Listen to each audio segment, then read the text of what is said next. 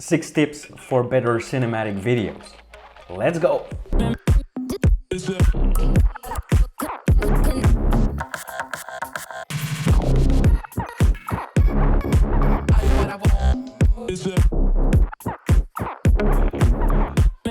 In this video, which is part 2 of a mini-series I'm doing all focused about video, I'm gonna cover 6 tips and tricks that you should apply to get better results and better cinematic videos. I know cinematic is something quite popular. It's a word that is overly used. Sometimes you don't even know what people mean by saying cinematic.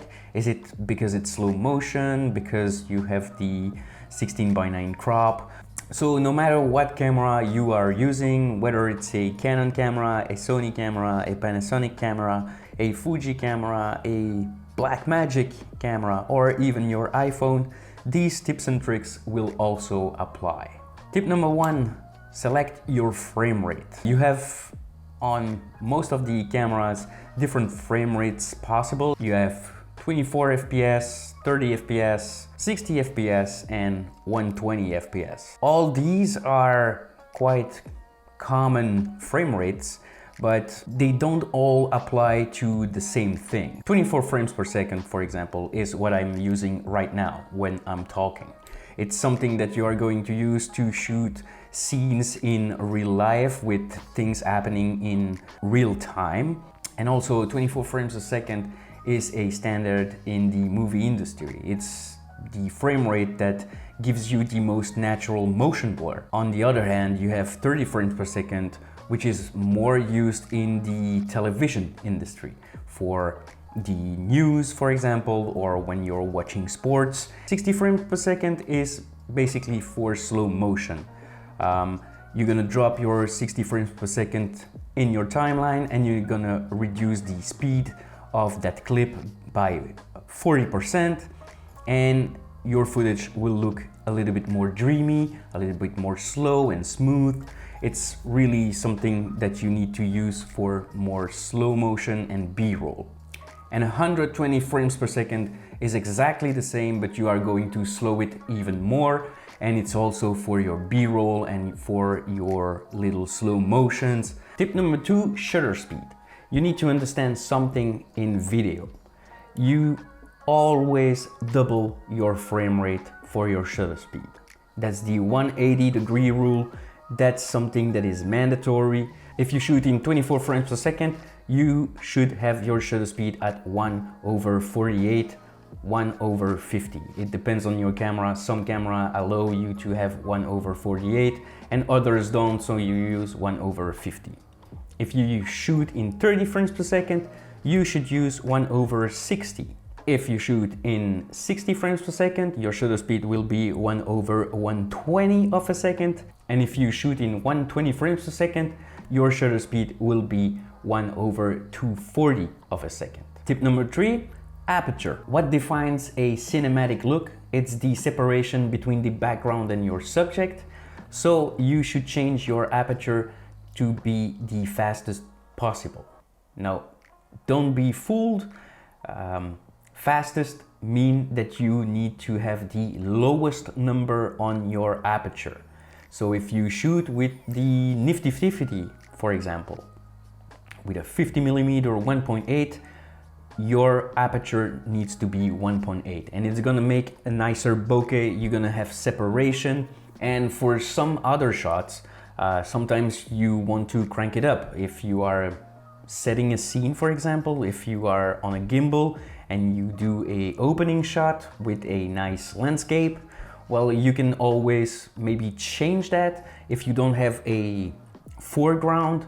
But the more you reduce, the less light, and that means that you need to boost your ISO, and then you have other problems. So always keep your aperture the widest open. 1.8, 1.4, 2.8. These are great aperture numbers.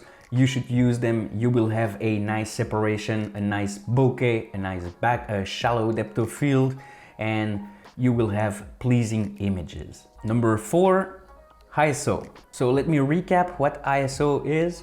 ISO is how sensitive your sensor will be with light. So the higher ISO number, the more sensitive your sensor will be.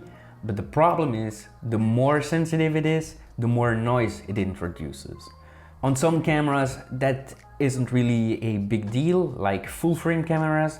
They handle higher ISO numbers better than smaller cameras like APS-C cameras. The Sony a7 III, for example, handles low light like it has night goggles inside the camera.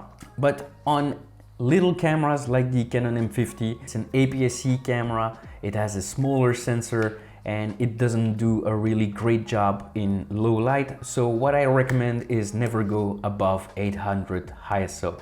On these little cameras, 800 is really the limit, and above it gonna start to completely go all over the place. In natural daylight, you should be between 100 and 400. That's pretty common and it's pretty good.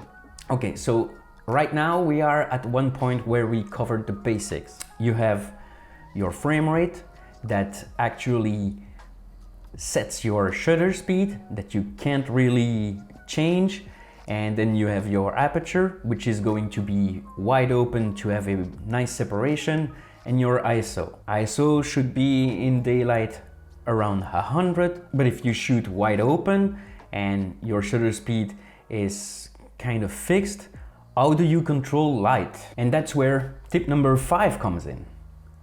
The variable ND filter. What is an ND filter? Well, basically, the best explanation is that it's sunglasses for your camera. And I would recommend getting a variable ND filter because then you will control how much light you can block by simply turning the ring. And so you can control the light coming into your camera and you don't have to change anything on your shutter speed or your aperture.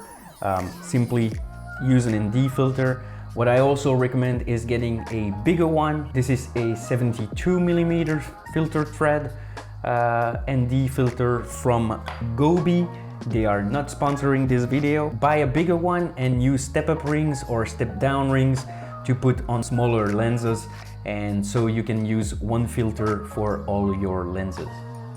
Saving money. And that's where we are entering the tip number 6, which is the last tip, and that's picture profiles. Most of the cameras that you can buy right now are coming with default picture profiles, and these are great if you don't want to color grade in post and you just want to shoot video and then edit it and just share it. But if you want to have that cinematic look, then you will have to install on your camera a flat picture profile. Some cameras already come with a flat picture profile, but some others, like the Canon M50 and the M50 Mark II, they don't come with such picture profile. So you will have to download one and simply install it on your camera. There's a video here that I already mentioned how to install CineStyle. What a flat picture profile is, basically it keeps all the data in all your image, in your shadows, your highlights, etc. And it will help color grading in the future when you are editing and you're done with your edit and you start color grading.